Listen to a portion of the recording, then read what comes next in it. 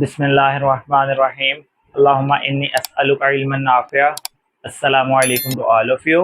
My name is Jahangir Zulfiqar Ali and I am a lecturer of mathematics.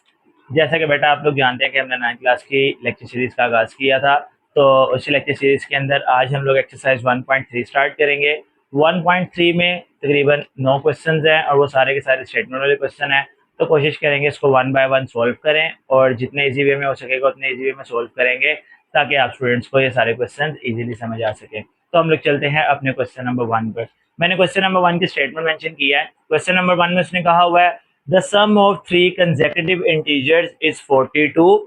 तीन consecutive integers को consecutive बोलते हैं लगातार आने वाले को, यानी जिस तरह 1 है 1 के बाद 2, 2 के बाद 3, 3 के बाद 4। तो तीन कंसेक्यूटिव इंटीजर्स हैं जो लगातार एक दूसरे के बाद आ रहे हैं। उन सबका जो सम है द सम ऑफ थ्री, उन सबका जो सम है वो हमारे पास कितना है 42। तो हमने बताना है वो तीनों इंटीजर्स कौन कौन से होंगे, यानी कौन से ऐसे तीन नंबर्स हैं जिनको प्लस करके हमारे पास जो वैल्यूज है वो उस तीनों का सम जो है वो 42 बनेगा। तो बेटा हम लोग इसको स्टार्ट करते हैं। सबसे पहला काम, हम लोग यहाँ से वो तीन इंटीजर्स को कंसीडर करेंगे कि वो कौन से हैं। तो हम लोग यहाँ पर स्टेटमेंट मेंशन कर देते हैं लेट, हम लोग फर्स्ट कर लेते हैं कि जो तीन इंटीजर्स हैं हमारे पास वो कौन कौन से हैं। Let x, x plus one, x plus two be the three integers. हम फर्स्ट कर लेते हैं कि जो हमारे पास तीन इंटीजर्स हैं वो कौन कौन से हैं। एक एक्स है, एक एक्स प्लस वन और एक एक्स प्लस टू है।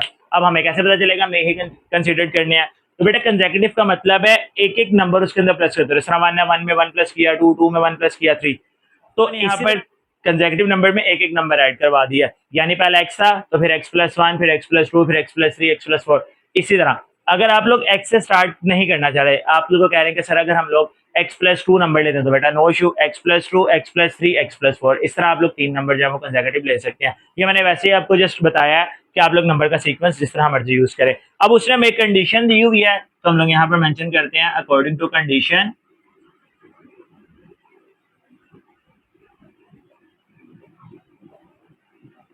अकॉर्डिंग टू कंडीशन, दी गई सूरत हाल के मुताबिक उसने हमें कंडीशन क्या गिवन की है, द सम ऑफ, सम कहते हैं प्लस को, तो आपने इन तीनों का सम ले लेना है, यानी x plus x plus one plus x plus to.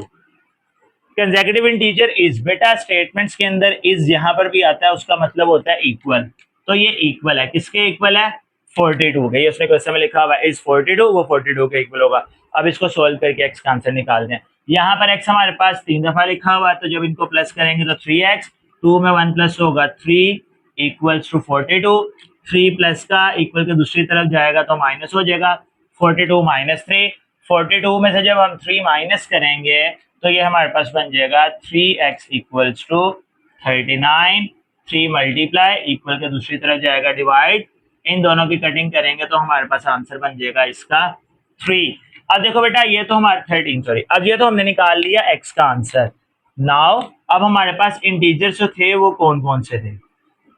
Integers हमने बेटा लेट किए हुए थे, एक इंटीजर हमारे पास था x, एक था x प्लस वन और एक था हमारे पास x प्लस टू। तो हमने ये जो x का आंसर निकाला है इन सब के साथ हम लोग यूज कर लेंगे। तो x की जगह हमारे पास आ जाएगा 13, यहाँ पर आ जाएगा 13 प्लस वन और यहाँ पर आ जाएगा 13 प्लस टू। तो ये हमारे पास बन गया 13, 14, 15। मतलब ये वो तीनों इंटीजर्स हैं जिनको अगर हम आपस में प्लस करेंगे तो हमारा जो आंसर है वो 42 बनेगा। प्लस करना नहीं है, सिर्फ वैसे ही आपको बताया। तो ये था हमारा क्वेश्चन नंबर 1। अब चलते हैं क्वेश्चन नंबर 2 की तरफ। जी तो बेटा नेक्स्ट क्वेश्चन के अंदर उसने आपको एक डायग्राम गिवन की हुई है। इसकी स्टेटमेंट थोड़ी सी लेंथी थी, आप लोग बुक से डली कर लीजिएगा। इस डायग्राम के अकॉर्डिंग अब उसने हमें अगली बातें बताई हैं। उसने हमें बताया है कि हमारे पास जो एक ट्राइंगल है इसके अंदर लेंथ ऑफ ए से सी ये हमारे पास √3 प्लस √5 सेंटीमीटर, और इस ट्राइंगल का जो एरिया है वो हमारे पास है 1 प्लस √15 सेंटीमीटर स्क्वायर। हमने ए से बी की लेंथ को फाइंड करना है। अब देखो बेटा फर्स्ट ऑफ ऑल मैं आपको इसका थोड़ा सा बस कॉन्सेप्ट बता दूं, देन उसके बाद हम लोग क्वेश्चन की तरफ चलते हैं। ट्राइंगल, ट्राइंगल में ये जो नीचे हमारे पास वैल्यू होती है ये बेस कहलाती है, ये हमारा हाइपोटेनियस होता है और ये हमारा एल्टीट्यूड होता है। एल्टीट्यूड को हम लोग हाइट भी कह सकते हैं, एल्टीट्यूड को हम लोग परपेंडिकुलर भी बोल सकते हैं, वो हमारी अपनी मर्जी है, ऐसे कोई इशू नहीं होता। एल्टीट्यूड, अब देखो बेटा एरिया ऑफ ट्राइंगल हमारे पास क्या होता है, half of base multiply altitude, 1/2 base, base होती है नीचे वाली वैल्यू। हमारे क्वेश्चन में जो बेस बनेगी वो बनेगी ए से लेकर सी तक, यानी ये वाली वैल्यू, और एल्टीट्यूड, एल्टीट्यूड हमारे क्वेश्चन के अकॉर्डिंग बनेगा ए से बी, क्योंकि हमने एल्टीट्यूड फाइंड करना है, और एल्टीट्यूड किस फॉर्म में फाइंड करना है, इस फॉर्म में फाइंड करना है जहां पर ए और बी हमारे पास इंटीजर्स होंगे। तो बच्चों आप लोगों ने सिंपल याद क्या रखना है, इसका फॉर्मूला, और दूसरी ये बात याद रखनी है कि ये वाली वैल्यू बेस की होती है और ये वाली वैल्यू हमारे पास एल्टीट्यूड की होती है। आप लोग एल्टीट्यूड की जगह पर वर्ड परपेंडिकुलर भी यूज कर सकते हैं। अब बेटा मैंने यहाँ पर इसका फॉर्मूला मेंशन कर दिया है। अब हम लोग क्या करते हैं, इसके अंदर इसकी वैल्यूज को रिप्लेस करवा लेते हैं। बेस में मैं अगेन रिपीट कर रहा हूँ ये वाली, चलो बल्कि एक काम हम यहाँ पर करते हैं, हम यहाँ पर इसको दोबारा मेंशन कर देते हैं। Area of triangle ABC which is equals to 1/2, base हमारे पास आ जाएगा ए से सी, फिर मल्टीप्लाई एल्टीट्यूड हमारे पास आ जाएगा ए से बी। ये मैंने आप लोगों की आसानी के लिए लिख दिया। अब हमने क्योंकि यहाँ से ए से बी का आंसर निकालना है, तो ए से बी के अंदर कोई वैल्यू पुट नहीं होगी। हम लोग यहाँ पर नीचे सिंपल स्टेटमेंट लिख लेते हैं, बाय पुटिंग वैल्यूज,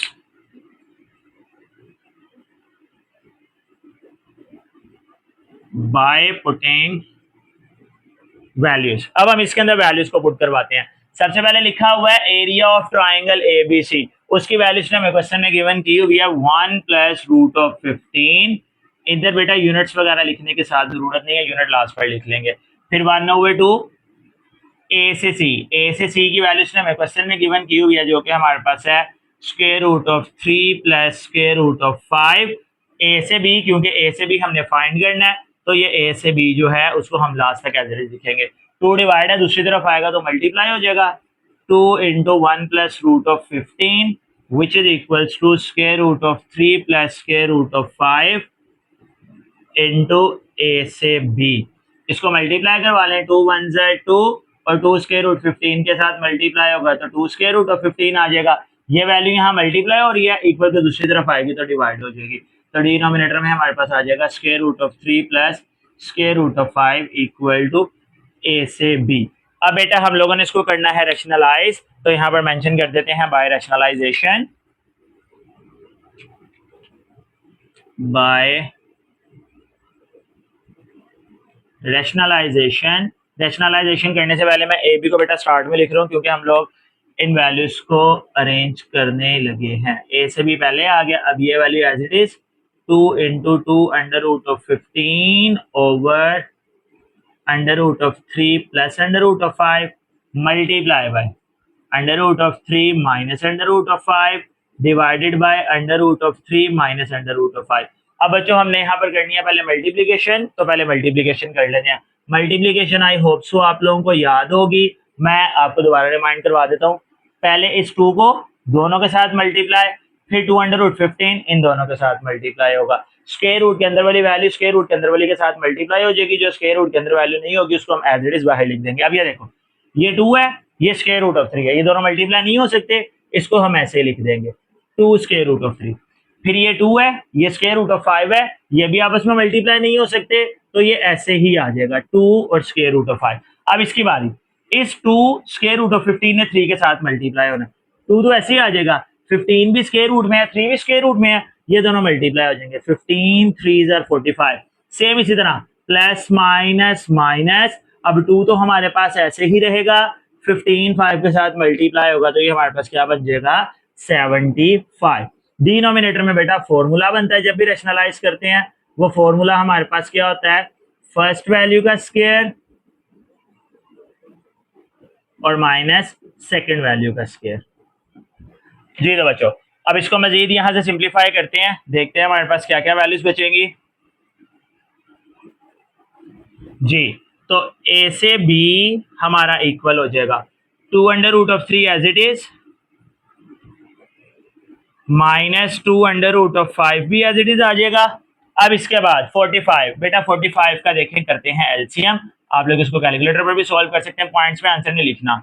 ये हो जाएगा 5 9 3 3 3 1 अब देखो बेटा 3 कितने आ रहे हैं हमारे पास 2, तो हम लोग यहाँ पर 45 की जगह पर लिख लेंगे 3 की पावर 2 × 5। इसी तरह 75 है, 75 का भी एलसीएम कर लें, ये हो जाएगा 5 25 jar 1 jar sorry 5 5 jar,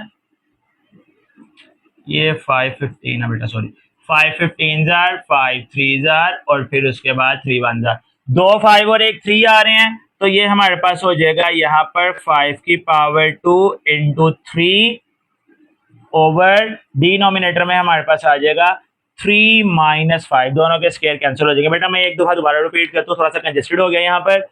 2 under root of 3 as it is, 2 square root of 5 as it is, ये दोनों वैल्यू एज इट इज आ गई। अब ये जो 45 है 45 का करना है एलसीएम, 3 इसमें 2 टाइम्स आ रहा है तो 3 की पावर 2 और 5 आ जाएगा, फिर 75 का एलसीएम, इसमें 5 2 टाइम्स आ रहा है तो 5 की पावर 2 मल्टीप्लाई 3 हो जाएगा। अब देखो बच्चों ये हमारे पास किस तरह से बन जाएगा, ए से B equal to 2 square root of 3 as it is minus 2 square root of 5 as it is, ये 3 का स्क्वायर कट गया, अब 3 आएगा स्क्वायर रूट से बाहर, स्क्वायर रूट से बाहर 2 हमारे पास पहले लिखा हुआ है तो ये 3 इस 2 के साथ मल्टीप्लाई होकर बना देगा 6 square root of 5 minus, same इसी तरह ये भी स्क्वायर रूट के साथ कैंसिल होगा, ये स्क्वायर रूट से बाहर आएगा, स्क्वायर रूट से बाहर हमारे पास लिखा हुआ है 2 तो 5 जब 2 के साथ मल्टीप्लाई होगा ये हो जाएगा 10 और आगे स्क्वायर रूट ऑफ 3 और डिनोमिनेटर में हमारे पास माइनस का 2 आ जाएगा। अब देखो बच्चों यहाँ पर जो सेम वैल्यू है, सेम कौन कौन सी है, स्क्वायर रूट 3 वाली वैल्यू सबसे पहले देखें, स्क्वायर रूट 3 वाली एक वैल्यू ये है, एक वैल्यू लास्ट है, यानी 2 में से 10 माइनस होगा तो माइनस का 8 स्क्वायर रूट ऑफ 3 और ये 5 है और ये हमारे पास ये दोनों स्क्वायर रूट 5 वाली हैं, 6 में से 2 को माइनस करेंगे तो प्लस का 4 स्क्वायर रूट ऑफ 5 ओवर -2, -2 को दोनों के साथ अलग-अलग डिवाइड करवा दें, -8 अंडर रूट ऑफ 3 ओवर -2 और +4 अंडर रूट ऑफ 5 ओवर -2, ये दोनों कैंसिल हो गए तो बेटा हमारे पास इसका आंसर बन गया यहाँ पर सिंपल 4 स्क्वायर रूट ऑफ 3 और ये दोनों कैंसिल होंगे, प्लस माइनस माइनस 4 और 2 की कटिंग करेंगे तो ये हमारे पास हो जाएगा 2 स्क्वायर रूट ऑफ 5। तो बेटा ये हमारी इसकी लेंथ हो जाएगी, उसने मैं यही बात कही थी कि इसको लिखें a under root 3 plus b under root of 5 centimetre इस फॉर्म में, तो बेटा यहाँ से a की वैल्यू हमारे पास 4 बन जाएगी, b की वैल्यू हमारे पास 2 बन जाएगी। वीडियो यहाँ से थोड़ी सी कंजेस्टेड हो गई है, इसको एक दो दफा दोबारा देख लीजिएगा, अगर कोई बात समझ नहीं आई होगी तो बेटा आप लोग इसमें मुझे कमेंट सेक्शन में दोबारा पूछ लीजिएगा।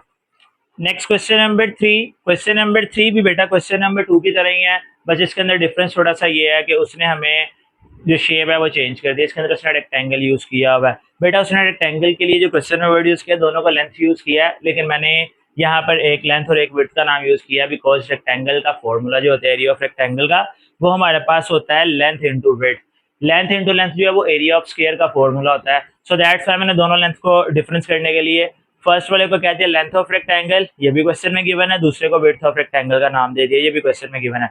अब हमने फाइंड क्या करना है, area of a rectangle in the form of a plus b under root of 2, इस फॉर्म में आपका जो है वो एरिया आना चाहिए। इसका एरिया ऑफ रेक्टेंगल का फॉर्मूला है बिल्कुल बेसिक सा ही, आप लोगों ने कई दफा पढ़ा भी हुआ है छोटी क्लासेस में, लेंथ इंटू विड्थ।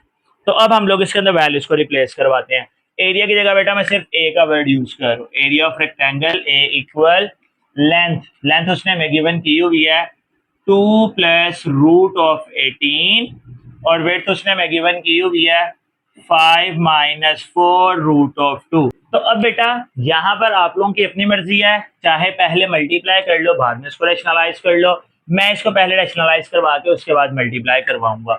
तो यहाँ पर ये बन जाएगा a equal 2 plus square root of 18, फिर आगे ये हमारे पास बन जाएगा 5 minus 4 over square root of 2 multiply square root of 2 divided by square root of 2, ये आप लोगों ने पिछली एक्सरसाइज में पढ़ा था रैशनलाइजेशन। तो ये हमारे पास हो जाएगा 2 प्लस रूट ऑफ 18, यहाँ पर हमारे पास आ जाएगा 5 minus 4 square root of 2, square root of 2 square root of 2 के साथ मल्टीप्लाई होगा तो स्क्वायर रूट ऑफ 2 का स्क्वायर, आप लोग 4 भी कर सकते हैं। अब बेटा यहाँ से ये स्क्वायर रूट से कैंसिल हो गया तो रिमेनिंग में हमारे पास बच जाएगा 2 प्लस स्क्वायर रूट ऑफ 18 और यहाँ पर आ जाएगा 5 minus 4 square root of 2 over 2, ये 2 और 4 की कटिंग करेंगे तो बेटा हमारे पास बच गया 2 प्लस स्क्वायर रूट ऑफ 18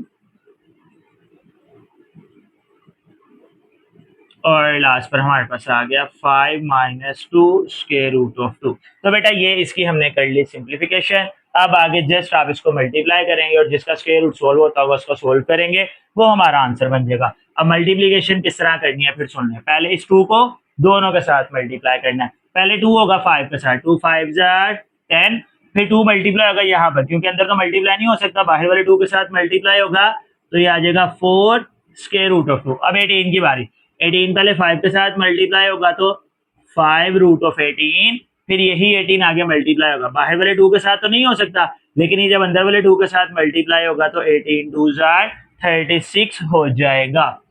जी तो बच्चों 10 माइनस 4 स्क्वायर रूट ऑफ 2, 18 का आप लोग वैसे ही एलसीएम करेंगे जिस तरह भी हम लोगों ने लास्ट क्वेश्चन में किया।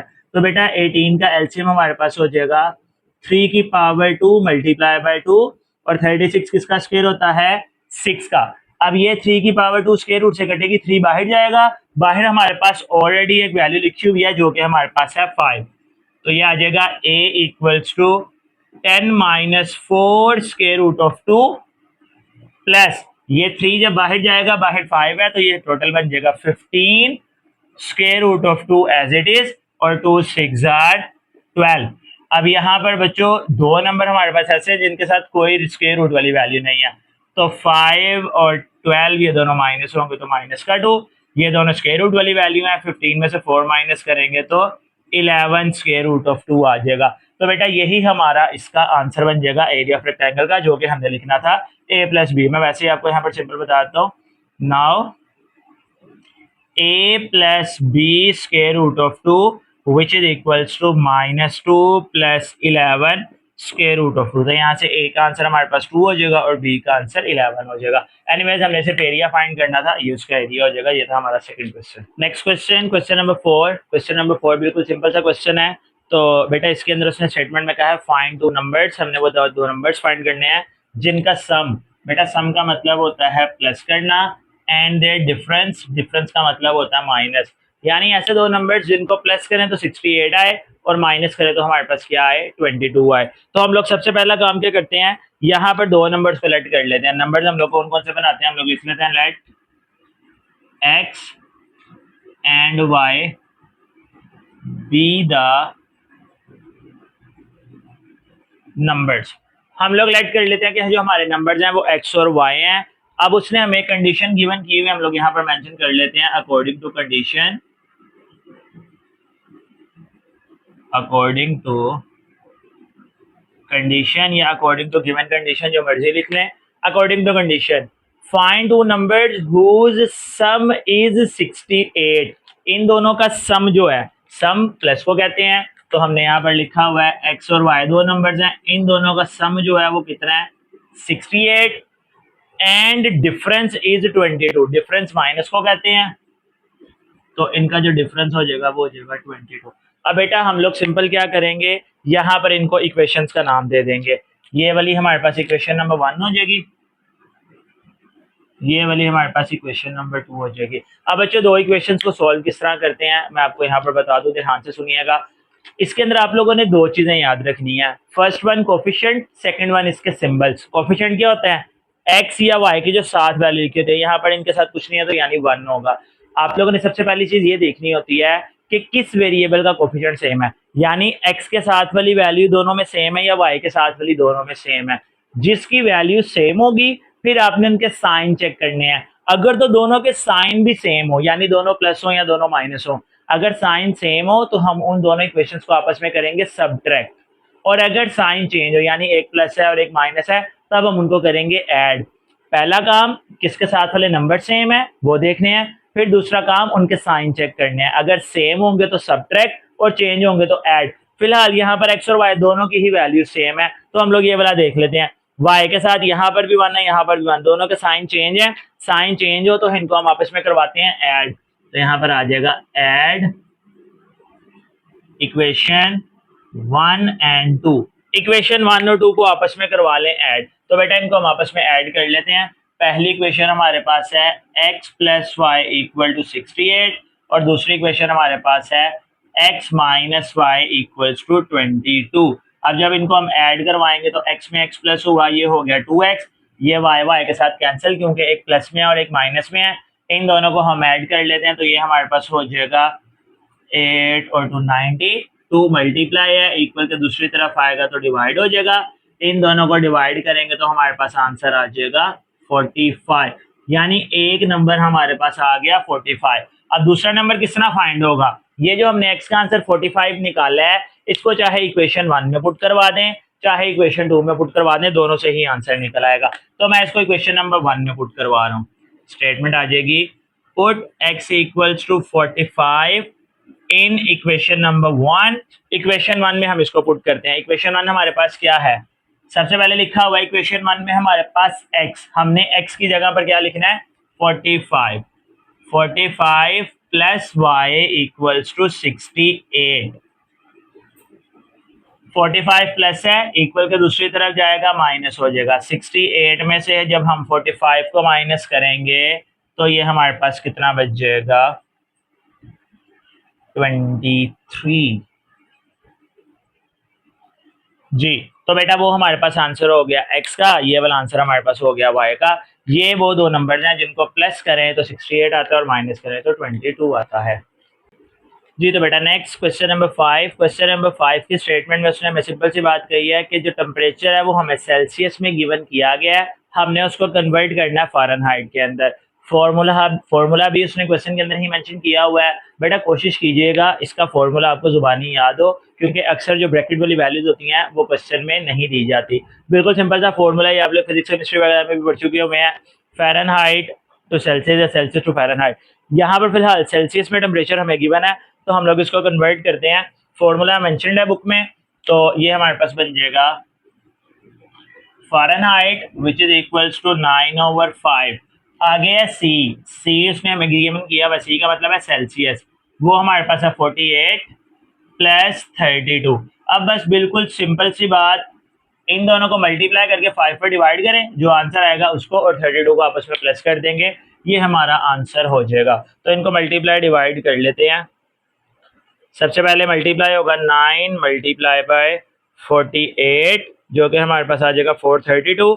इसको डिवाइड भी साथ ही करते हैं, डिवाइडेड बाय 5 करेंगे तो ये हो जाएगा 86.4 प्लस 32, इसके साथ आप इसमें प्लस 32 करवा दें, प्लस 32, तो ये हमारे पास हो जाएगा 118.4, 118.4। बस ये बेटा आप लोगों का आंसर हो जाएगा। अब आप लोगों ने एक छोटी सी चीज याद रखनी है, ये तो हमारा क्वेश्चन था सेल्सियस से फ़ारेनहाइट में कन्वर्ट करने का। अब आपको सेम यही क्वेश्चन बेटा इस तरह से भी आ सकता है कि वो आपको टेम्परेचर फ़ारेनहाइट में दे दे, आपने उसको सेल्सियस में कन्वर्ट करना। फॉर्मूला आप लोग ये भी लगा सकते हो, वैसे मैं आपको यहाँ पर फॉर्मूला उसका लिख भी देता हूँ। अगर आपको टेम्परेचर सेल्सियस में आप लोगों ने फाइंड करना है, फ़ारेनहाइट में आता है, ये आपकी बुक की एग्जाम्पल में सोल्व हुआ हुआ है। तो बेटा सेल्सियस के लिए हमारे पास फॉर्मूला क्या हो जाता है, हमारे पास फॉर्मूला उसका हो जाएगा सिंपल 5/9 इंटू F-32, ये हमारा फॉर्मूला आ जाएगा अगर हमें टेम्परेचर फ़ारेनहाइट में आए और हमने इसको कन्वर्ट करना हो सेल्सियस के अंदर। वैसे आपकी बुक की एग्जाम्पल में मेंशन्ड है तो इसको भी लाजमी देख लीजिएगा। अब हम लोग चलते हैं क्वेश्चन नंबर 6 की तरफ। नेक्स्ट बेटा क्वेश्चन नंबर 5। क्वेश्चन नंबर 5 की स्टेटमेंट मैंने पूरी मेंशन की है क्योंकि इसमें साथ साथ बातें बताने वाली हैं, वो सुन लीजिएगा। The sum of father and son ages are 72। यहाँ पर दो लोगों के एजेस को मुहैया किया गया है, यानी कैलकुलेट किया गया है। तो हम लोग यहाँ पर उनकी एजेस को सबसे पहले लेट कर लेते हैं। हम लोग लेट यहाँ पर लिख लेते हैं father's age equal to x और दूसरा उसका सन है तो son's age equals to y. इसके बाद सेकंड हमारे पास बन जाएगा अकॉर्डिंग टू कंडीशन। उसने हमें क्वेश्चन में क्या कहा हुआ है तो हम लोग यहाँ पर मेंशन कर लेते हैं अकॉर्डिंग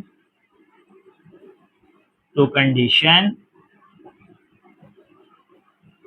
अब देखो बच्चों, उसने हमें सबसे पहली बात कही है the sum of father and son age. Father की एज हमने बनाई है x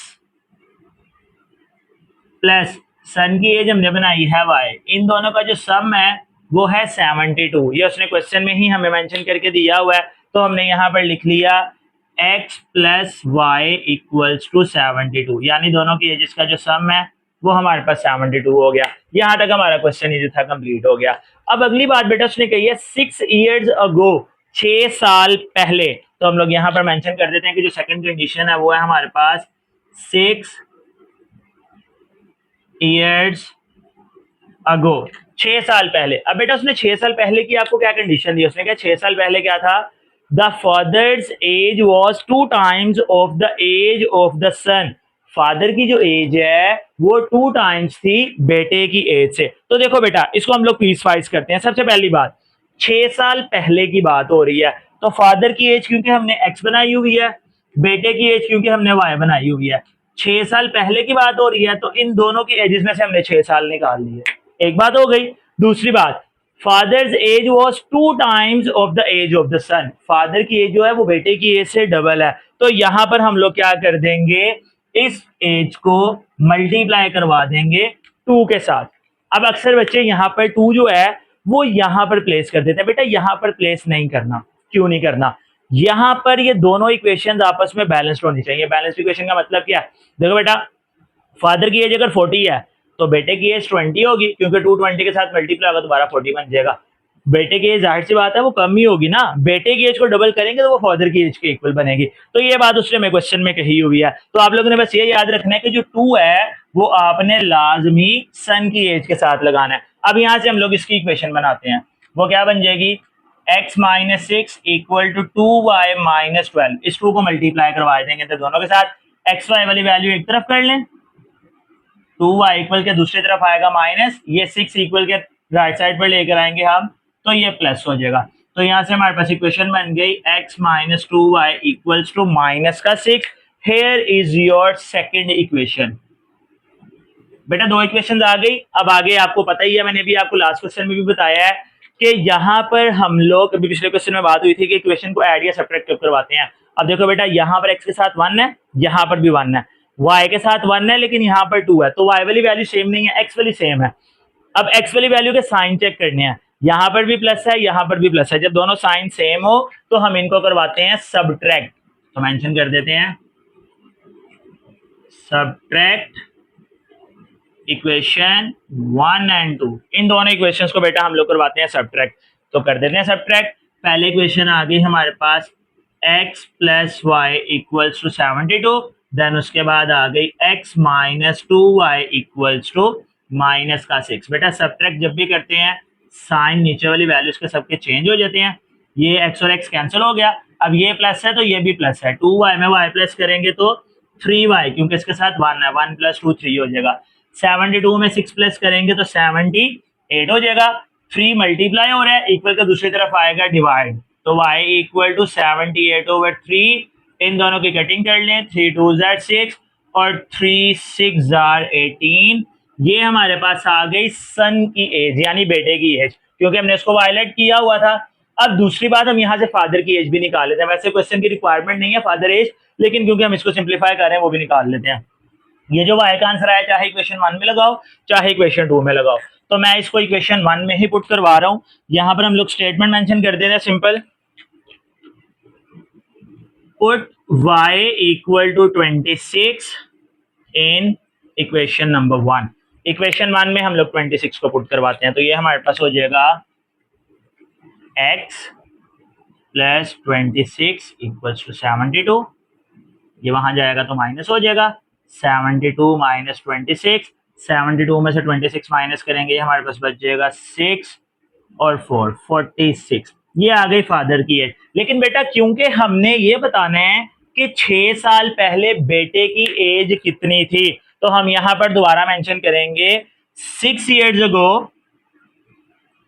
6 years ago, 6 साल पहले। सन्स एज यहां पर हम लोग मेंशन कर देते हैं, उसकी बेटे की एज निकाल रहे हैं तो हम लोग यहां पर लिख देते हैं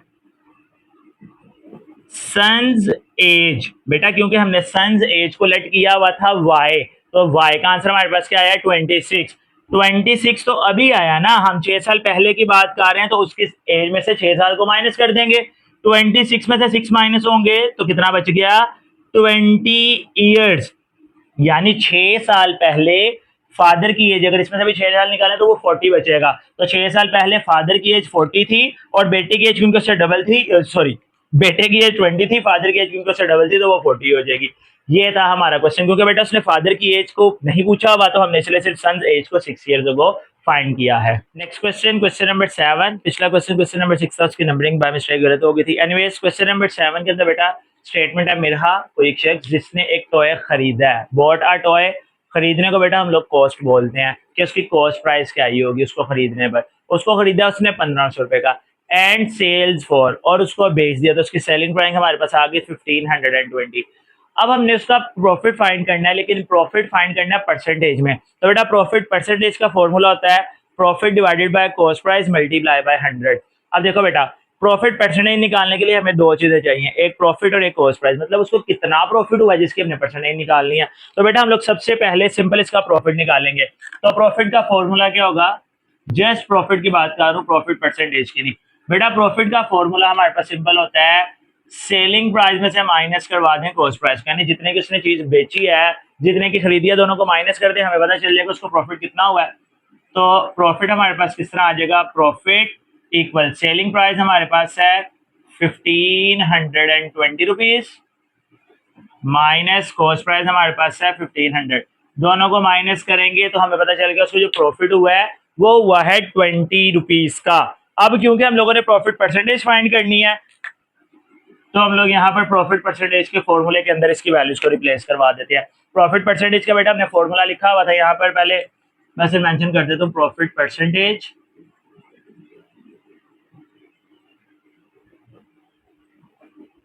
परसेंटेज ऊपर प्रॉफिट नीचे cost price multiply by 100। Profit हमें हुआ है 20 divided by cost price. Cost price question में मेंशन है 1500 मल्टीप्लाई बाय 100%। ये जीरो जिसके साथ कैंसिल, 20 और इसको डिवाइड करेंगे, आई थिंक सो 1.33% जो है वो इसका आंसर हो जाएगा। आप लोग इसको कैलकुलेटर पर डिवाइड कर लीजिएगा। तो बस ये हमारा एक छोटा सा क्वेश्चन था जिसमें हमने प्रॉफिट परसेंटेज निकालनी थी, ये हो जाएगी इसकी प्रॉफिट परसेंटेज। अब चलते हैं क्वेश्चन नंबर 8 पर। नेक्स्ट क्वेश्चन बेटा, क्वेश्चन नंबर 8। क्वेश्चन नंबर 8 में उसने हमें बताया हुआ कि तैयब कोई शख्स है जिसकी एनुअल इनकम 9,60,000 रुपीज़ है। अब उस इनकम में से कुछ एग्जेम्प्टेड अमाउंट है जो कि हमारे पास है 1,30,000। तो हमने ये बताना है वो कितना टैक्स पे करेगा अगर रेट ऑफ टैक्स हमारे पास हो 0.75%। अब देखो बेटा बड़ा सिंपल सा क्वेश्चन है, एग्जेम्प्टेड अमाउंट क्या होता है। एग्जेम्प्टेड अमाउंट वो अमाउंट होती है जिसके ऊपर टैक्स देना जरूरी नहीं होता। तो हम लोग सबसे पहले यहाँ पर लिखेंगे टैक्सेबल इनकम, टैक्सेबल इनकम यानी कि वो इनकम जिस पर उसने टैक्स देना है। टोटल उसकी इनकम जो है वो है 9,60,000 माइनस जो एग्जेम्प्टेड अमाउंट है, इसको भी इनमें से निकाल लें, क्योंकि मैंने अभी आपको बताया है एग्जेम्प्टेड अमाउंट पर टैक्स देना जरूरी नहीं होता। इन दोनों को माइनस करवाएंगे तो हमारे पास कितना बच जाएगा, 8,30,000 रुपीज। ये वो अमाउंट है जिस पर उसने टैक्स देना है। अब कितना टैक्स देना है वो उसने हमें क्वेश्चन में बता दिया, कितने परसेंटेज में उसने टैक्स देना है। तो सिंपल इज दैट, हम लोग मेंशन करेंगे amount of tax, amount of tax.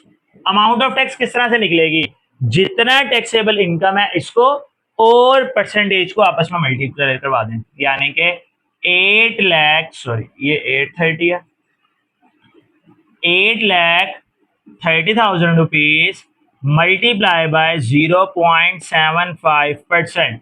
अब बेटा ये हमारे पास हो जाएगा 8,30,000 रुपीज मल्टीप्लाई बाय 0.75, परसेंटेज खत्म होगा तो डिवाइड में हमारे पास क्या आ जाएगा 100। अब कहें स्टूडेंट्स इसका पॉइंट खत्म करके भी डिवाइड में एक और 100 लगा के कटिंग करते हैं, तो क्योंकि बेटा आपको कैलकुलेटर लगाओ है तो हम इनको सिंपल कैलकुलेटर पर मल्टीप्लाई डिवाइड करेंगे जी। तो बेटा 8,30,000 मल्टीप्लाई बाय 0.75, इसका आंसर आ जाएगा 622,500। इसको डिवाइड कर देंगे हम 100 के साथ, तो ये हमारे पास आ जाएगा 6,225, यानी हमारे पास जो अमाउंट ऑफ टैक्स होगी वो बन जाएगी 6,225 रुपये। ये वो अमाउंट है जो कि उसको टैक्स के तौर पर पे करनी पड़ेगी। ये था हमारा सिंपल सा क्वेश्चन नंबर 8। अब चलते हैं इस एक्सरसाइज के लास्ट क्वेश्चन पर। नेक्स्ट क्वेश्चन बेटा क्वेश्चन नंबर 9। क्वेश्चन नंबर 9 में हम लोगों ने कंपाउंड मार्कअप फाइंड करना है।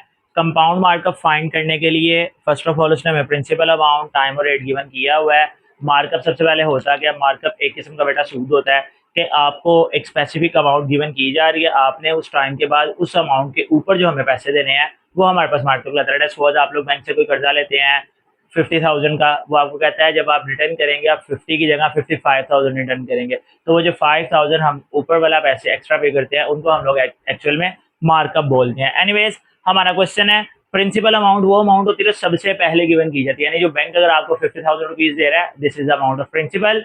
फिर उसके बाद टाइम डिसाइड होता है कि कितने सालों के बाद वापस करना है, टाइम हमेशा ईयर्स में होता है। देन उसके बाद रेट परसेंटेज डिसाइड की जाती है कि पर ईयर आप इतना प्रॉफिट उसको पे करेंगे।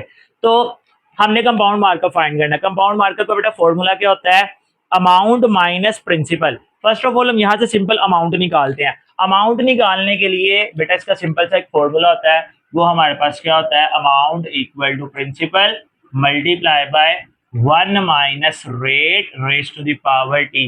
रेट के नीचे वैसे हम लोग 100 भी लिखते हैं, लेकिन क्योंकि मैं रेट परसेंटेज में यूज करूँ या बल्कि इस तरह करें, हम लोग जनरल फॉर्मूला ही लिख लेते हैं, रेट ओवर 100। ये इसका बेटा ए का फॉर्मूला है हमारे पास। अब हम लोग क्या करेंगे, इसके अंदर वैल्यूज को रिप्लेस करवाते हैं। ए इक्वल पी मतलब प्रिंसिपल 3,75,000 इंटू 1 माइनस आर का मतलब है 14। परसेंटेज नहीं लगाना क्योंकि आप लोग 100 ऑलरेडी डिवाइड में लगा चुके हैं, टाइम में आ जाएगा 1 ईयर। तो A equals to 3,75,000 rupees into 1 minus 0.14।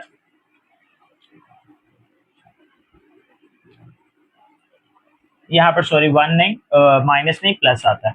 इनको जब हम आपस में प्लस करेंगे तो 3,75,000 रुपीज, ये दोनों प्लस होंगे तो 1.14 हो जाएगा। इन दोनों को हम लोग करेंगे मल्टीप्लाई करवा के हमारे पास आ जाएगी उसकी अमाउंट। देन उसके बाद वो अमाउंट और ये प्रिंसिपल दोनों को माइनस करेंगे, हमारा कंपाउंड प्रॉफिट आ जाएगा। अब इनको करते हैं मल्टीप्लाई कैलकुलेटर पे। जी तो बेटा इन दोनों को हम लोग कैलकुलेटर पे मल्टीप्लाई कर लेते हैं। 3,75,000 मल्टीप्लाई बाय 1.14, तो ये हमारे पास बन जाएगा 427,500। तो यहाँ से हमारे पास अमाउंट आ गई, अमाउंट इक्वल टू 427,500। ये हमारे पास अमाउंट आ गई। अब लास्ट पर हम लोगों ने क्योंकि कंपाउंड मार्कअप फाइंड करना है, तो बेटा मैं यहाँ पर सिंपल उसकी हेडिंग के लिए सी लिख रहा हूँ, आप लोग फॉर्मूला कंप्लीट स्टेटमेंट पूरी लिख लीजिएगा। कंपाउंड मार्कअप की बेटा हमने जो फॉर्मूला बनाया था वो बनाया था अमाउंट यानी 4,27,500। इसमें से माइनस कर देंगे हम पी यानी कि प्रिंसिपल हमारा है 3,75,000। इन दोनों को हम लोग करते हैं माइनस करके जो भी वैल्यू हमारे पास बचेगी वो हमारा इसका आंसर हो जाएगा। तो यहाँ पर हम लोग करते हैं 4,27,500 माइनस 3,75,000, तो ये हमारे पास आंसर आ जाएगा 52,500 यानी 52,500 रुपीज। ये आपको एज अ कंपाउंड प्रॉफिट उसको कंपाउंड मार्कअप पे करना पड़ेगा। तो ये थी बेटा हमारी 1.3। आई होप सो आपको आज के लेक्चर पसंद आया होगा, समझ आया होगा। कमेंट सेक्शन में अपनी कीमती राय का जरूर इजहार कीजिएगा। खुश रहें, आबाद रहें, अल्लाह ताला आपको दुनिया और आखिरत दोनों में कामयाब करे। मिलते हैं इंशाल्लाह अगली वीडियो में, तब तक के लिए अल्लाह हाफिज।